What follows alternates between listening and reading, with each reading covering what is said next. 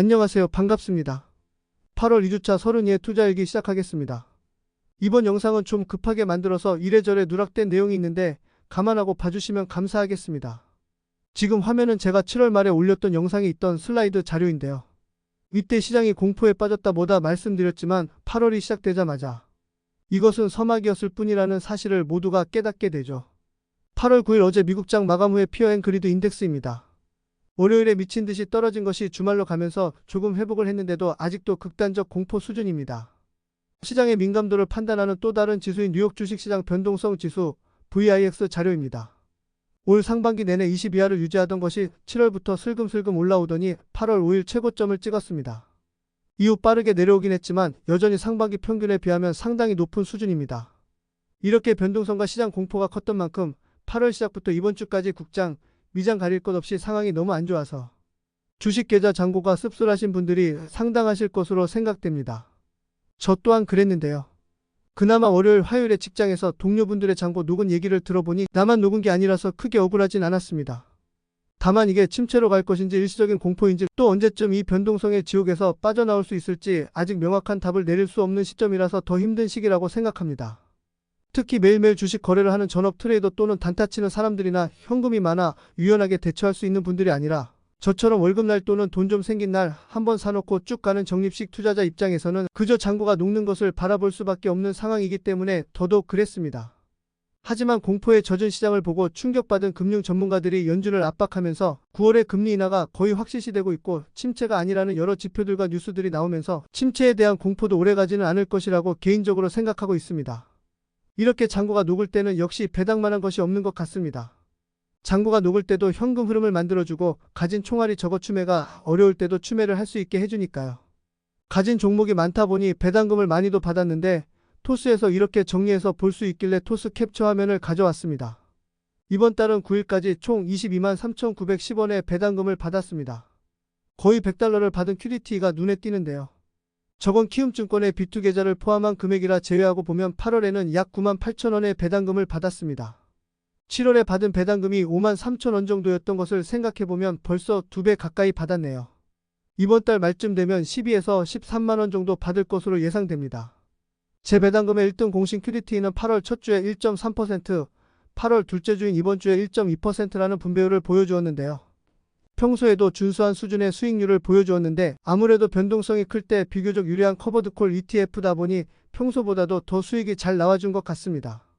이번은 특수한 케이스라 생각하고 있고 저는 평균 주배당은 0.3달러 정도로 기대하고 있으니 앞으로 이 정도 금액이 나오지 않는다고 해서 실망감을 가질 필요도 없겠습니다. 배당 재투자에 관한 내용을 깜빡하고 넣지 않았는데 ISA 계좌로 들어온 배당금은 타이거 미국 테크 탑10 플러스 10% 프리미엄을 3주 매수하였고요. 미국 주식의 경우 월요일 장 초반에 급락한 틈을 타서 싼 가격에 QDT, 코니 등을 매수했습니다. 8월 2주차 평가 손익 현황입니다. 분산을 안 한 것은 아니지만 S&P 500, 나스닥, 그리고 대형 기술주가 중심이 되다 보니 하락장을 피할 수는 없었는데요. 그래도 배당금으로 물을 타고 하다 보니 총 수익률 기준 마이너스 5% 정도면 나름 선방했다고 생각합니다. 8월 2주차 포트폴리오 보여드리고 마무리하기 전에 앞으로의 채널 운영에 관하여 조금 말씀드리려고 합니다. 이 부분까지 봐주시는 분이 있을지는 모르겠지만요. 저는 직장인이고 현재 월급 외에 현금 흐름을 창출할 수 있는 사이드 프로젝트를 준비하고 있습니다.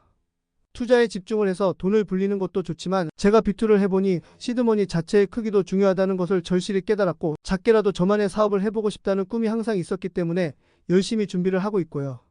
회사에 있는 시간과 여자친구 만나는 시간 외에는 오롯이 이 부업에 좀 집중을 하려고 합니다. 유튜브는 애초에 주기적인 기록을 위해 시작한 것이고 이걸로 전업 유튜버를 하겠다는 생각은 없었습니다.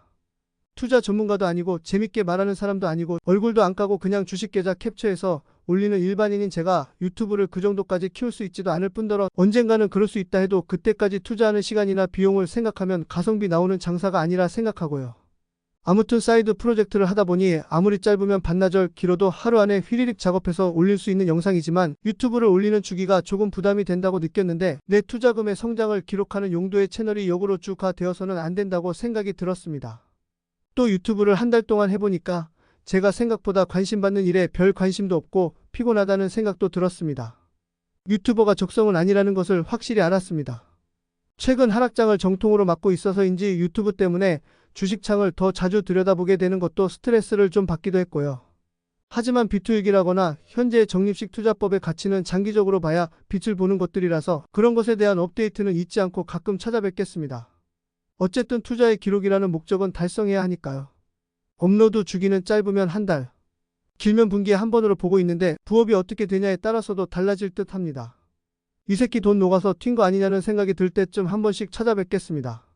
그리고 현재 매주 평일 밤 미국장 열리기 전에 쇼츠를 통해 미국 증시 관련 뉴스 요약을 올려드리고 있는데요. 이건 자동화를 해둔 부분이고 저는 쇼츠 올라가기 전에 텔레그램으로 이 뉴스들을 받아보고 있는데 경제 뉴스를 훑어보는 데에 저 자신에게도 도움이 되고 있어서 앞으로도 계속 사비를 들여 유지할 생각이라 자동화 루틴에 오류가 난 게 아니라면 계속 올라갈 예정입니다. 여태 말씀드린 내용은 이렇게 정리해 볼 수 있겠습니다. 8월 초에 다들 힘든 시기 보내셨을 테고 앞으로도 하락을 완전히 회복 후 다시 상승 모멘텀을 가지기까지는 조금 시간이 걸린다고 생각됩니다. 그때까지 필요하다면 주식 어플은 잠시 멀리 하시고 덥고 지치는 8월도 잘 이겨내시고 성투하시길 바라겠습니다. 저는 다음 영상에서 뵙겠습니다. 감사합니다.